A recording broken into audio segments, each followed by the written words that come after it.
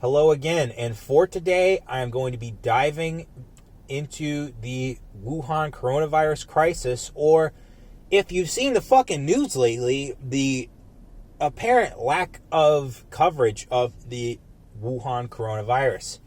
So, I think it is time to wrap up the first wave saga, and the first wave saga, of course, being the amount of content that I've specifically done on the Wuhan coronavirus.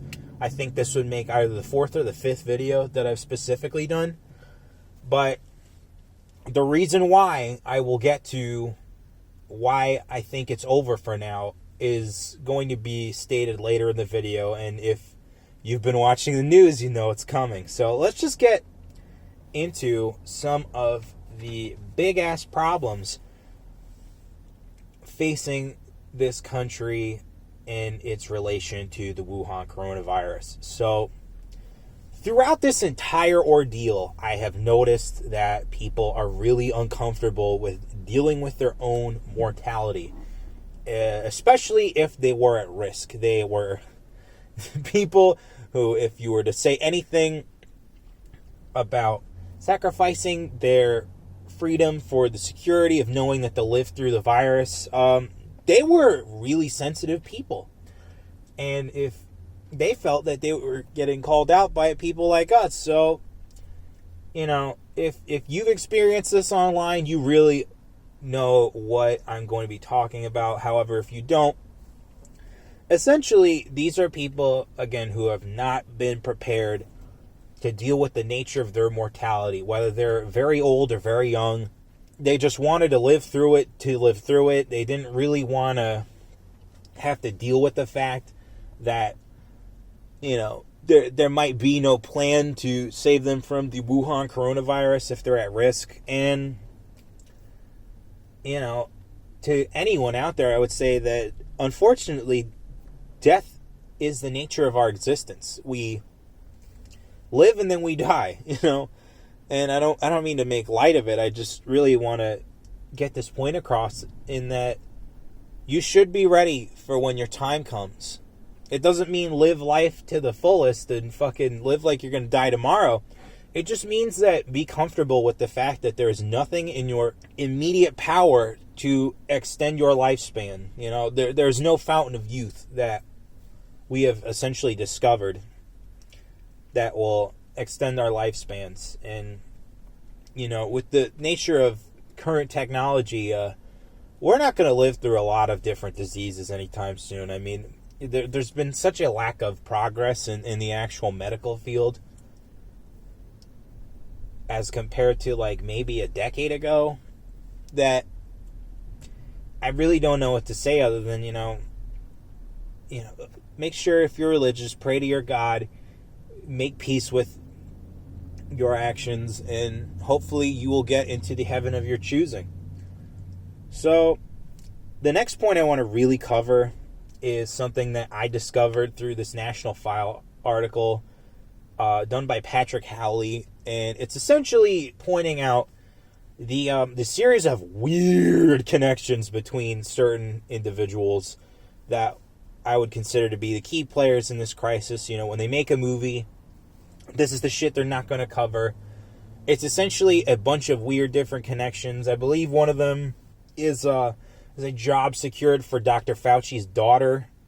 There are a couple others that are escaping me at the time of this recording, but they will be in that National File article because I think it's really fucking important to showcase to people that, you know, our elites, no matter how smart they are, no matter how much they actually do to help us, still only really look out for themselves. And so for you to put all your faith, trust, and pixie dust in these people is really not a good idea, because when shit hits the fan like it is right now, they will not give a shit about you. And instead they will still constantly be trying to look after their own.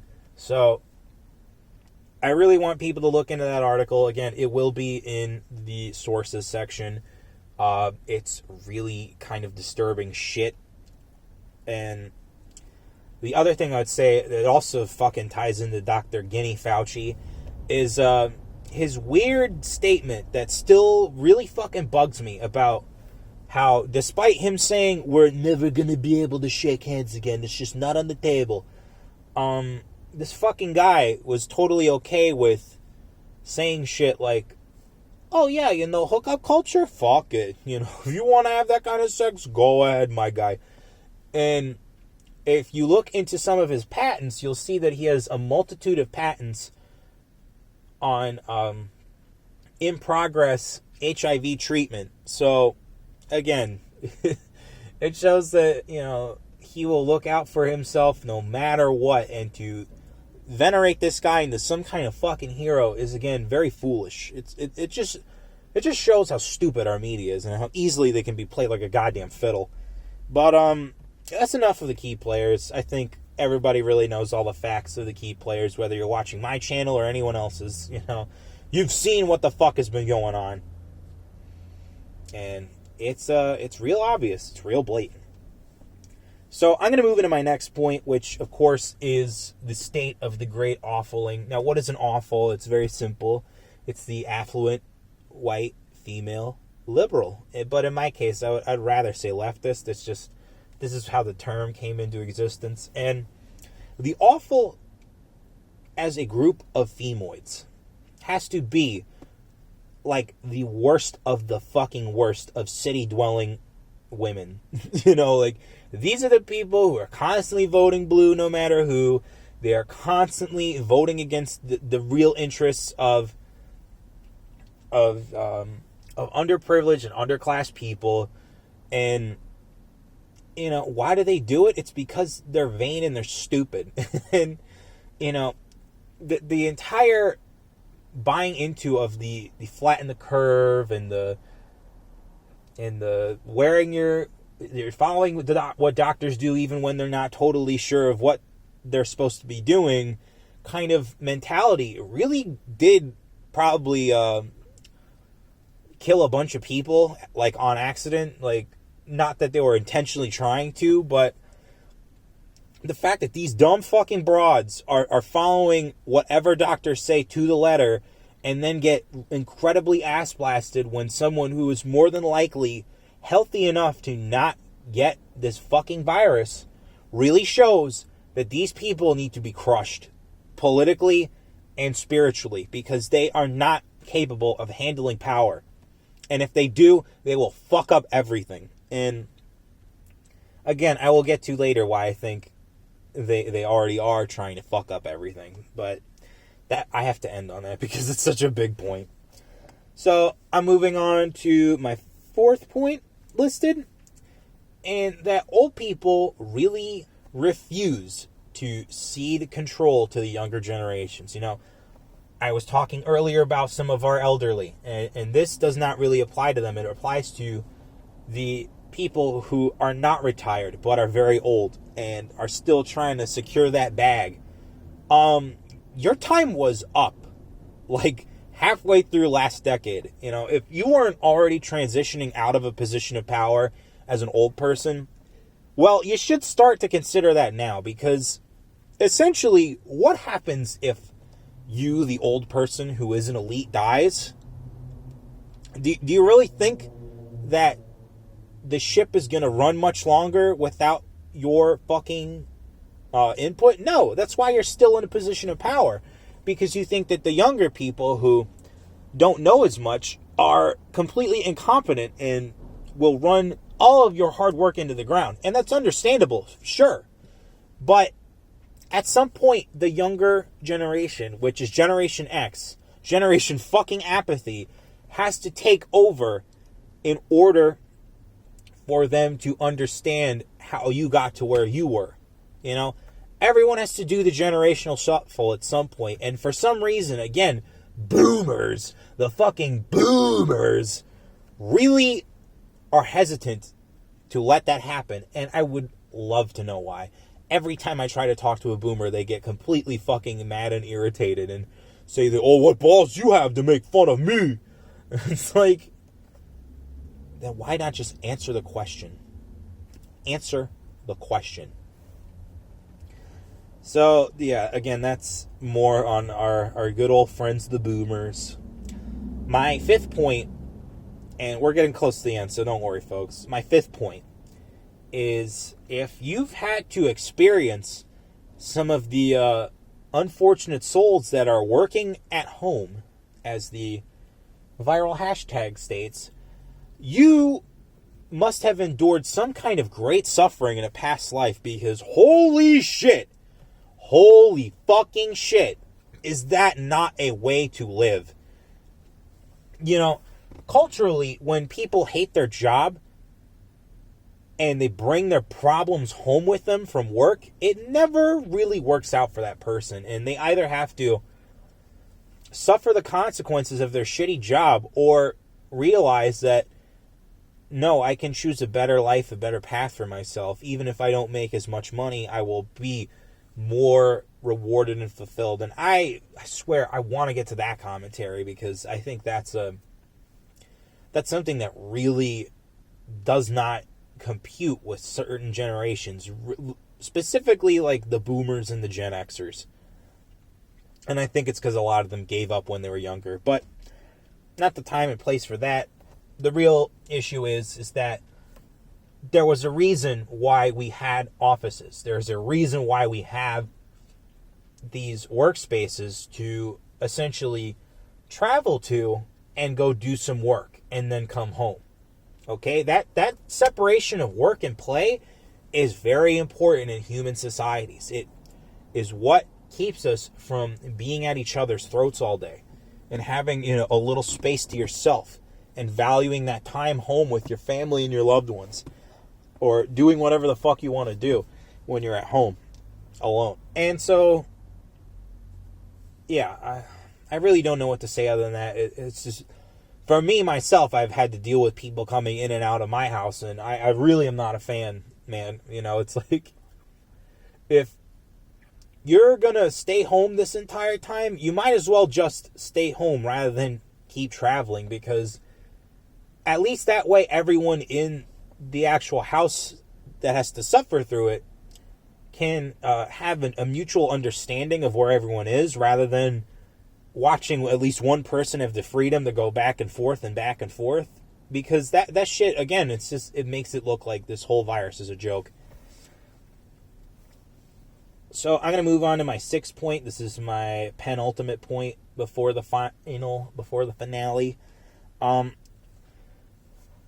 As much as people did talk about it when the story broke, I would like to keep going after the state of the condemned elderly. I think that the people who did not have family to rely on in this crisis, who did not have someone to look after them that had some kind of blood tie, again, really, really fucked up. They really fucking made this situation much worse than it needed to be. And you saw this when the numbers came out of New York State fucking nursing homes, to where, they were all put on lockdown in their nursing homes with these orderlies. And yet there were higher cases of getting the Wuhan coronavirus. And to me, that is an indictment, a fucking indictment on the situation overall. It just showed that we didn't need to lock down, and that the elderly were the ones most at risk, and yet for some fucking reason they were the ones who got it when they really shouldn't have been. And we could talk about the Jaden Hayden story of him beating the shit out of elderly people, and how all these other videos came out about fucking orderlies going after elderly. But that is a problem that existed before this virus, and unfortunately I think it will exist at least a short time after, because that got swept up in the frenzy and the mob of all of these different fucking competing coronavirus stories. And no matter how hard any of us try to cover that, it will just never see the light of day until there again is enough room for that story to breathe and really incite people's hatred of systems in the state. But to the condemned elderly, I'm sorry that that you were put in that situation where no one could really help you and you lost your life because of it. And it is a fucking embarrassment on specifically New York State, but all the states who were complicit in putting in old people and just watching them die, essentially. It's so evil that we allowed our quote-unquote great society to do that. But, again, what was there to do? You really don't know. Alright, so that were all of my points regarding the virus itself. And now it is time to get into the Great Kahuna. The story of the hour. I really don't know what to say on it yet, so I think I'm going to save that for another video. But with all of the footage coming out, with all of the pandemonium being caused by these fucking riots from these goddamn looters and these stupid communist activists who are trying to make it all worse, it just proved that there was no reason to fucking lock down. I mean, you see it, people. You fucking see it. They're wearing the masks to protect themselves from getting fucking targeted. They're not social distancing whatsoever. And by the way, before I end this commentary, social distancing was a fucking social engineering op. Okay? If you wanted people to separate 6 feet apart, you don't use a phrase like that. You don't use a fucking psychological warfare phrase like social distancing. You call it physical distancing because that's what it fucking is. And yeah, you don't see a lot of physical distancing. That's really the point is what I'm trying to make here. In all these riots and all these peaceful protests, nobody gives a fuck or a shit about this virus now that we have to fight systemic racism, or as Devin Tracy of Atheism is Unstoppable calls it, systemic structures of institutional systems. Again, I really don't want to talk about the situation until it starts to die down, because I want to make clear, concise, and really concrete points on the matter on the whole. But what am I to say other than this fucking virus is just a joke at this point? It's like, who cares? We got the military being deployed soon enough under the Insurrection Act because these fucking activist groups cannot keep it in their pants and think it is go time. And if the police fail, I will say it right here, right now, that's when it's go time, because there will be no line of defense between the mob and the normal people. And the normal people are understanding this. So, again, I would say, if you are afraid that things are going to collapse because we were forced into a collapse due to a fucking virus that works like any other Chinese product, where it fizzles out over time, just keep your supplies up. Keep the hand sanitizer, keep the masks, keep the fucking toilet paper, water, whatever food that you can get that isn't that perishable. That shit specifically, because you can make decent meals with non-perishable food items. I was able to do that with some Hormel chili, and boy, let me tell you, I actually shed a couple pounds here and there. So that was nice. But overall, until this shit really blows over, we have to kind of play it safe as a society, or as the dissident right. Because now that these riots are in effect, they're essentially going to be waiting for people further to the right than myself to come out of the woodwork and say, "Boogaloo Boys Unite!" and try to start some shit. When, if you look at the thumbnail of this video, there is a scenario A and a scenario B. Scenario A dictates that if the right-wing person comes out of the fucking woodwork at any given time to cause some shit, each and every group will be united against that right-wing agitator. But if the right-wing agitator sits back and watches some of these leftist groups fucking eat each other, boys and girls, they will successfully have eaten each other. I don't know if you remember, what happened in Jersey City last year when a bunch of black Hebrew Israelites tried to start a race war against the Jews. But the Jews lost. The Jews fucking lost, man. And there's more black on Jew rhetoric being fucking incited right now. There was that one guy who, again, it will be in the source, that literally said we're going to take gas from the station and throw it at the Jewish businesses. And I'm laughing, but it's horrifying. You know, this is when tragedy becomes comedy. As my favorite YouTuber, Louis Laveau, says, man, this is when fucking tragedy becomes comedy, because it's like, this is so easily preventable. This is such easily preventable shit. And yet no one wants to do anything about it. So yeah, let the left fucking eat each other, because they've been chomping at the bit ever since 2016 to do so. And, you know, again, your time to strike should be when the police fucking fail you, or when they are dissolved, you know. And by strike, I mean get the fuck out of Dodge and make sure you have your weapons, make sure you have your supplies, bug the fuck out of those cities, man, because there will be no salvation, and by the time the military rolls in, it might be too late. So again, in this scenario, you got to protect yourself, and that's what I really mean by when it is the moment, because that is the moment where you need to drop all pretenses of the social contract and realize that the left has completely violated the social contract, and you need to get the fuck out of Dodge. So I've spent a lot of time talking about this, but I think, unfortunately, this commentary is at an end.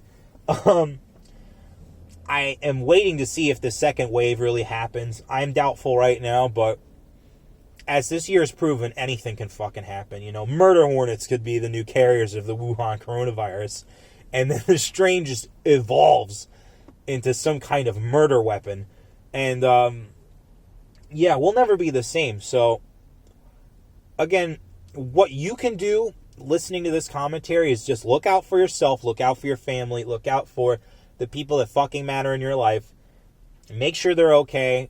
And if you're in a city, again, know that when the police can no longer act against the mob, that is the time to bug the fuck out. Because, again, that will be the moment. That will be the moment where you have to realize that this is now total lawless anarchy, a la Escape from New York, or the part in RoboCop where the police go on strike and the fucking city devolves into lawless violence.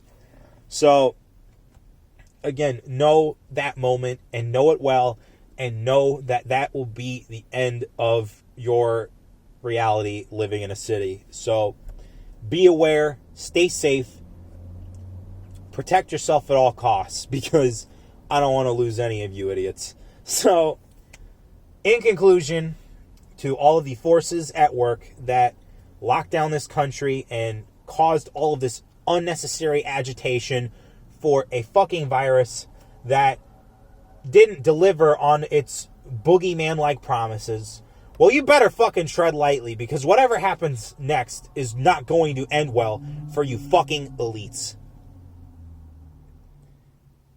Hello again, and I have very exciting news. I just found out on May 20th, 2020 that I have a paid subscriber, and so as a result of getting said paid subscriber, they personally get a shout out. So shout out to Waterfall Person at the $5 level for contributing to this channel, and I hope you hear this in all videos from here on out until there are more subscribers rolling in through Subscribestar. So thank you again.